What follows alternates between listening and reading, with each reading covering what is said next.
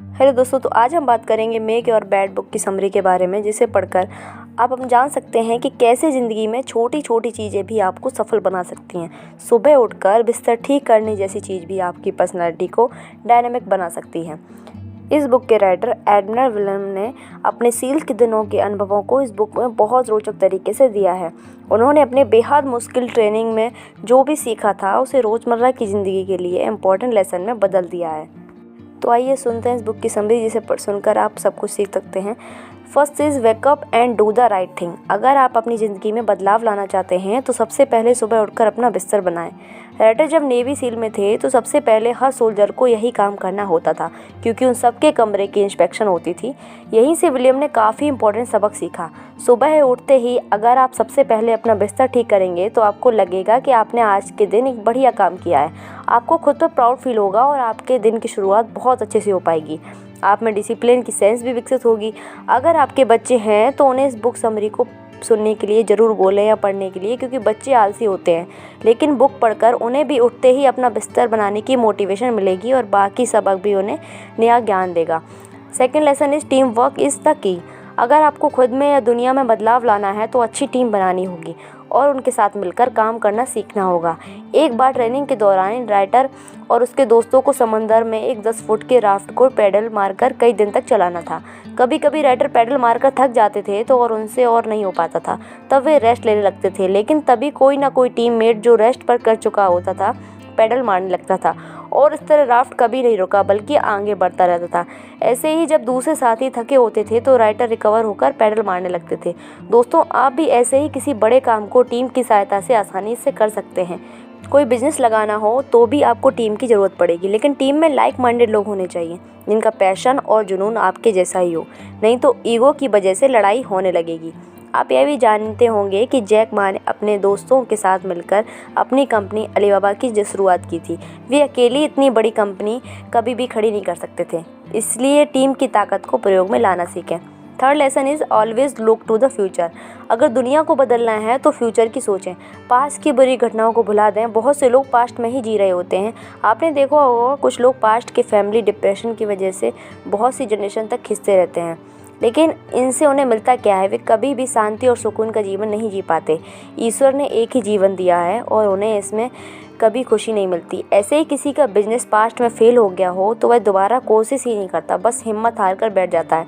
लेकिन राइटर कहता है कि पास्ट की गलतियों से सबक लेना चाहिए। बुरा वक्त हमें ज़रूरी सबक देकर जाता है और हमें उससे सीख लेकर फिर से कोशिश करनी चाहिए।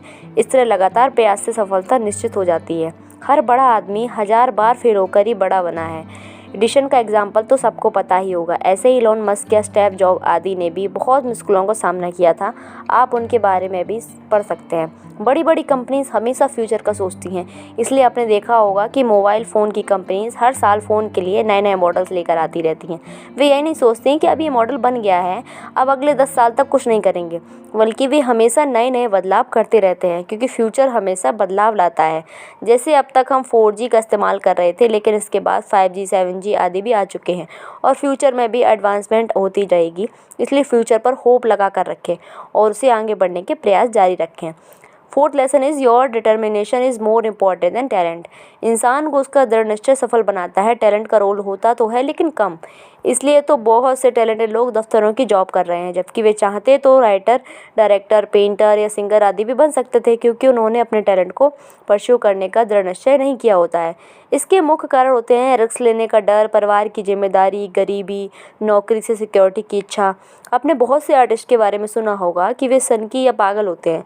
दरअसल वे इतने जिद्दी के पक्के होते हैं कि अपने टैलेंट पर ही काम करना चाहते हैं। उन्हें नौकरी से कोई मतलब नहीं होता।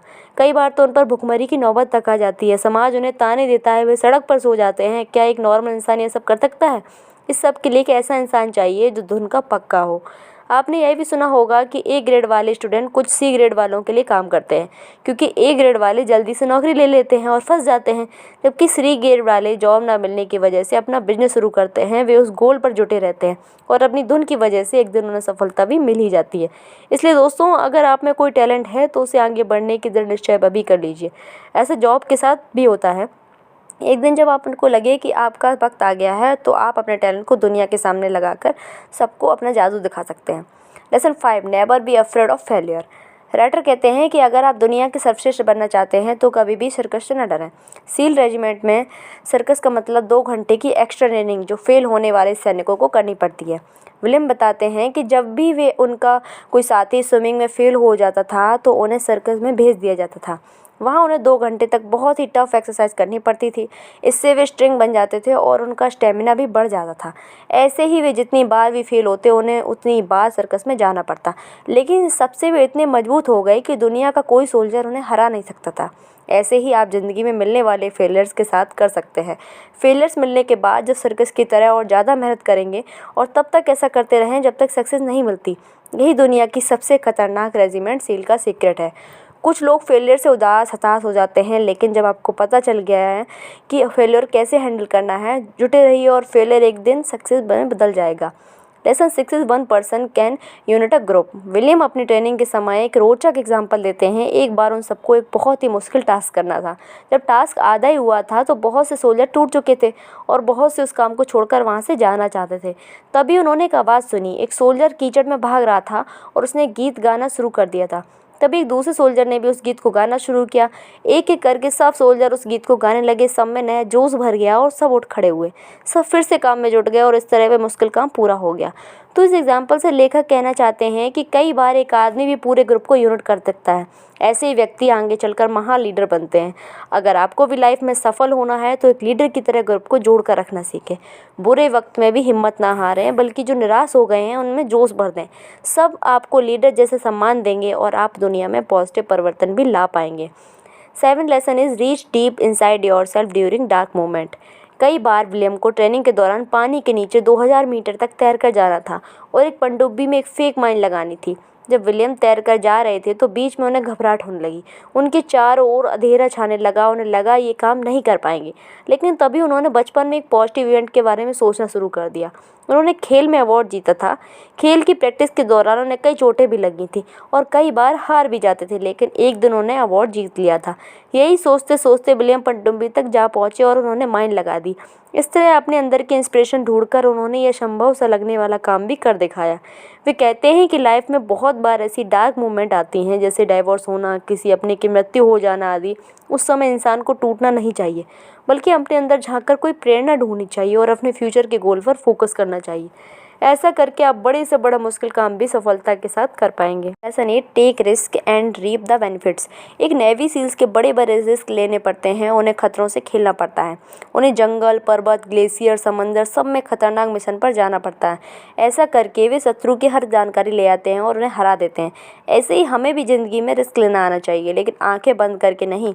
नेवी सील पहले सालों ट्रेनिंग लेता है, तभी वह बड़े रिस्क ले पाता है।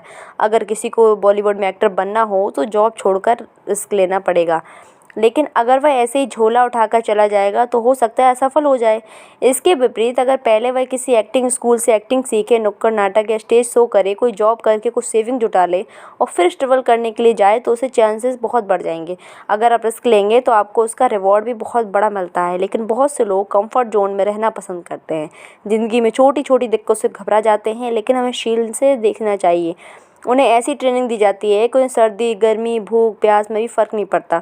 उन्हें मानसिक या शारीरिक पीड़ा आदि से भी तोड़ा नहीं जा सकता। अगर वे इंसान होते हुए यह सब कर सकते हैं तो आप भी उनका 10 to 20% तो कर ही सकते हैं। Lesson 9 is we all have great courage. हम सबके अंदर महान साहस छुपा हुआ होता है। ज़रूरत है तो बस उसे पहचानने की। एक ट्रेनिंग के दौरान विलियम को कुछ ऑब्स्टिकल्स को पार करना था। पहले प्रयास से वे ऐसा नहीं कर पाए।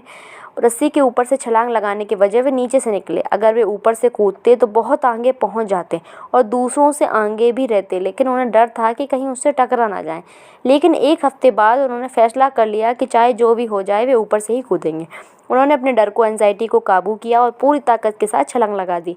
वे सफल रहे। इससे उनका कॉन्फिडेंस भी बहुत ज़्यादा बढ़ गया। तो दोस्तों, ऐसे ही बहुत बार हमें हिम्मत दिखानी पड़ती है। बहुत बार लोग अपना बिजनेस लगाने से डरते रहते हैं। उन्हें लगता है कि वे कहीं फेल हो गए तो क्या होगा, लेकिन आपको राइटर की तरह डर पर काबू पाना होगा, तभी कुछ बड़ा अचीव कर पाएंगे। 10 lesson is changing the world requires persistence. William बताते हैं कि ट्रेनिंग से पहले दिन उनका इंस्ट्रक्शन उन्हें प्रगाढ़ में लगी घंटी के पास से ले गया। उसने कहा कि जब कोई इस घंटी को बजा देता है तो उसकी ट्रेनिंग बंद कर दी जाती है, फिर वह आराम कर सकता है। ज़्यादातर सोल्जर बहुत थक जाने पर या पीड़ा होने पर भी इसे बजाता था, लेकिन ऐसा करने से वे ताकतवर नहीं बन पाते थे। यह सुनकर विलियम ने कहा कि वह कभी उस घंटी को नहीं बजाएगा। वे लगातार ट्रेनिंग करते, एक्सरसाइज से अपना स्टेमिना बढ़ाते, थक जाने पर थोड़ी रेस्ट कर लेते और दोबारा काम पर लग जाते, लेकिन कभी घंटी नहीं बजाते थे। इससे उन्होंने अपनी बॉडी को वज्र सा कठोर बना लिया था, जिससे कोई भी टफ सिचुएशन हरा नहीं सकती थी। वे कहते हैं कि हमें अपने रोज़ के जीवन में भी इस घंटी को नहीं बजाना चाहिए। अगर कुछ काम बड़ा करना है तो उसमें जुटे रहें।